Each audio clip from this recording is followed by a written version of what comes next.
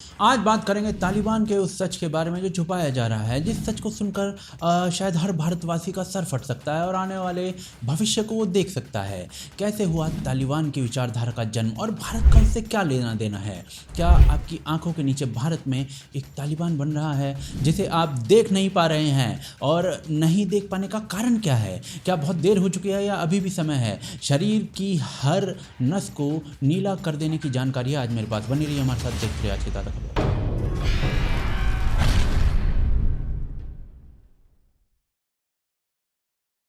तो दोस्तों, एक तरफ तालिबान अफगानिस्तान में प्रजातंत्र को मूत्रपान करा रहा था, दूसरी तरफ योगी आदित्यनाथ अपनी सरकार में निर्देश दे रहे थे कि उत्तर प्रदेश के देवबंद में immediately ATS commando training centre खोला जाए। और ये संयोग नहीं था। राणा आयूब जी, जिन्हें भारत में हिंदू आतंकवाद दिखता है, वो इसका मतलब पूछ रही थी लोगों से। तो आप लोगों के भाई ने सोचा कि बुरहान वानी की इस बहन को मतलब बता दिया जाए, लेकिन उससे पहले हमें अफगानिस्तान में क्या तालिबानी डांस हो रहा था वो देख लेना चाहिए। परसों रात तालिबान के SUAR यूनिट के लोगों ने मीडिया से खुले दिल से बात की और कहा कि भाई महिलाओं को हम अपना सब कुछ देंगे शरिया कानून के अनुसार। लेकिन कैमरा हटा, आदमी घटा।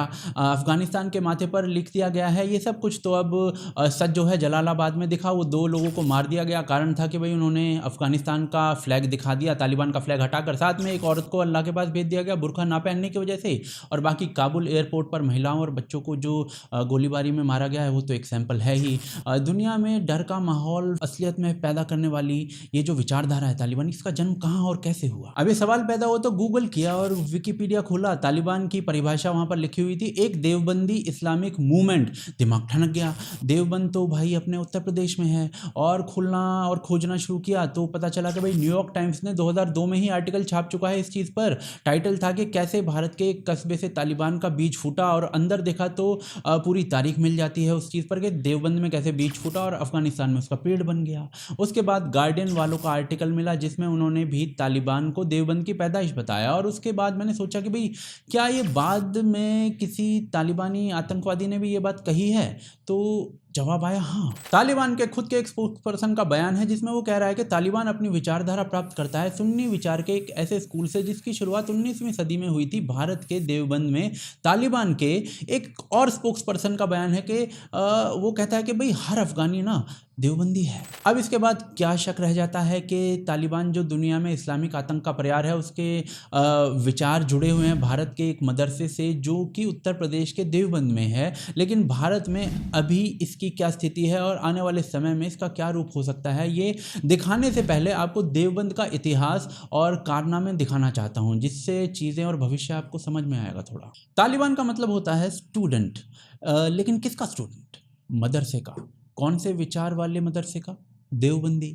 तालिबान का फाउंडर मुल्ला उमर, वो ग्रेजुएट है दारुल उलूम हक्कानी से और ये ब्रांच है दारुल उलूम देवबंद की।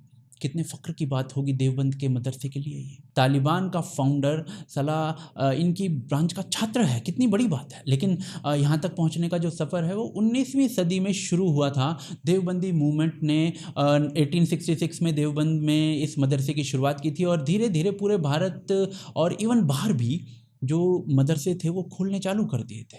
मुफ्ती लोगों को ट्रेन किया जा रहा था इन लोगों के द्वारा। और रिलीजियस कानून को राज्य की सहायता के बिना लोगों से कैसे मनवाना है उसमें इन लोगों ने महारत पाल ली थी फतवा कल्चर के द्वारा। जहाँ कुछ दिखा फतवा लगा दिया। राज्य का कानून अलग है, फतवे का कानून अलग है।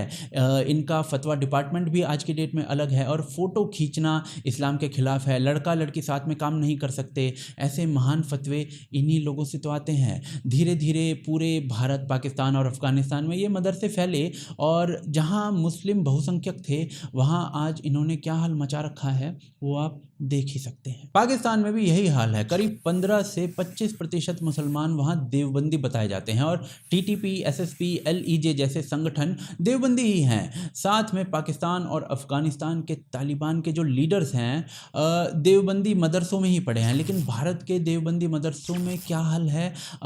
आज तक वालों ने अफगानिस्तान में तालिबान के कांड पर देवबंद के एक उलेमा कारी मुस्तफ़ा से सवाल कर लिया। जवाब मिला कि हम इस मुद्दे पर कुछ नहीं कहेंगे, हम भारत में रहते हैं, इसके बारे में वहाँ के लोग जाने जो अफगानिस्तान में ये सब झेल रहे हैं। लेकिन जब भारत माता की जय बोलने के खिलाफ एक मिनट में ये फतवा लगा सकते हैं तो वहाँ पर क्यों नहीं बोल सकते कुछ? भाई बोल देते दो शब्द तालिबान के ऊपर भी, पर कैसे बोलें, अपने ही लोग हैं। तालिबान ने वापस आते ही दाढ़ी मूंछ काटने पर प्रतिबंध लगा दिया। दूसरी तरफ भारत में ये जो देवबंदी हैं ये लोग पहले ही फतवा लगा चुके हैं कि भाई दाढ़ी मूंछ नहीं काटना। फ़र्क ये है कि भाई भारत एक हिंदू बहुल देश है और अफगानिस्तान मुस्लिम बहुल देश है, तो इम्प्लीमेंटेशन उस लेवल पे नहीं हो सकता। क्या अफगानिस्तान जैसी स्थिति भारत में पैदा हो सकती है? तो जी ये टाइम और लोगों पर डिपेंड करता है कि वो कितने जागरूक हैं। अफगानिस्तान कभी बौद्ध बहुल देश था, आज वहाँ एक भी बौद्ध नहीं है और तालिबान का वहाँ पर राज है। भारत जब तक हिंदू बहुल देश है सही चलेगा, जैसे ही डेमोग्राफी चेंज हुई आपको तालिबान का स्वाद भारत में भी चखने को मिल सकता है। और ये मैं ऐसे ही नहीं कह रहा हूँ, मैं आपको एग्जाम्पल भी दे सकता हूँ। उत्तर प्रदेश का मौलाना असीम उमर देवबंद में पढ़ता था। पढ़ाई के बाद 1995 में भारत छोड़ दिया और हरकत उल मुजाहिदीन उसने ज्वाइन कर ली। पश्तो भाषा में जिहादी लिटरेचर को उर्दू में ट्रांसलेट करते हुए करीब 4 किताबें लिख डाली। अलकायदा में बड़ा पद पा लिया और वीडियो से ऑनलाइन भारत के जो युवा थे उनको भड़काने लगा और फिर अपने देवबंद के कॉन्टैक्ट्स की मदद से भारत में बेस बनाने का प्रयास करने लगा। यहाँ तक कि साउथ इंडिया में भी बेस बनाने में वो लग गया था। यूएस मिलिट्री ऑपरेशंस में बाद में मारा गया। ये होनहार लड़का देवबंदी था। आज शशि थरूर जी हैरान हो रहे हैं कि केरल से 2 तालिबानी उन्हें दिखे।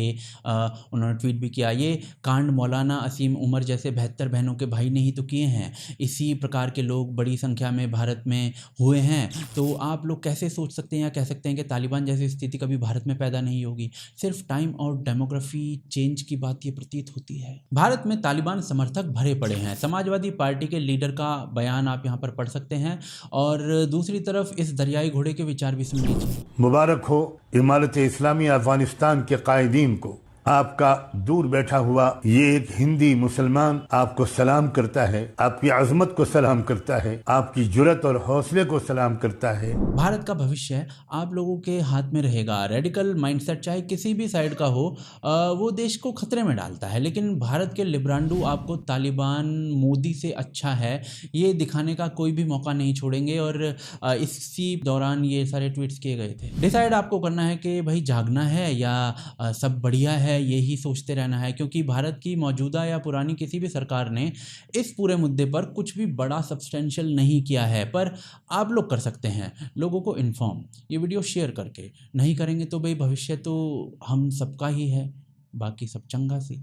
बाकी आपको बस इतना और बताना चाहता हूँ कि प्योर की एक रिसर्च आई थी अभी, उसमें उसके अनुसार 72% जो भारतीय मुस्लिम हैं वो शरिया को सपोर्ट करते हैं और अफ़गानिस्तान में 99 करते थे। तो बस इतना ही फ़र्क है और ये 72 से 99 का सफ़र कब कब में तय हो सकता है ये आप सोच भी नहीं सकते और आपको पता भी शायद ना चले। अब इस पूरे मुद्दे के बारे में आप क्या कहना चाहते हैं ये आप हमें कमेंट्स के ज़रिए बता सकते हैं और आपसे अपेक्षा करूँगा कि आप इस वीडियो को शेयर करेंगे। हमारी मर्चेंडाइज़ खरीदना चाहते हैं तो आप भोपालफैक्ट्री.com से जाकर खरीद सकते हैं और हमें सपोर्ट करना चाहते हैं तो patreon.com और ज्वाइन बटन के थ्रू सपोर्ट कर सकते हैं। आप देख रहे हैं आज की ताज़ा खबर। जय हिंद, जय भारत।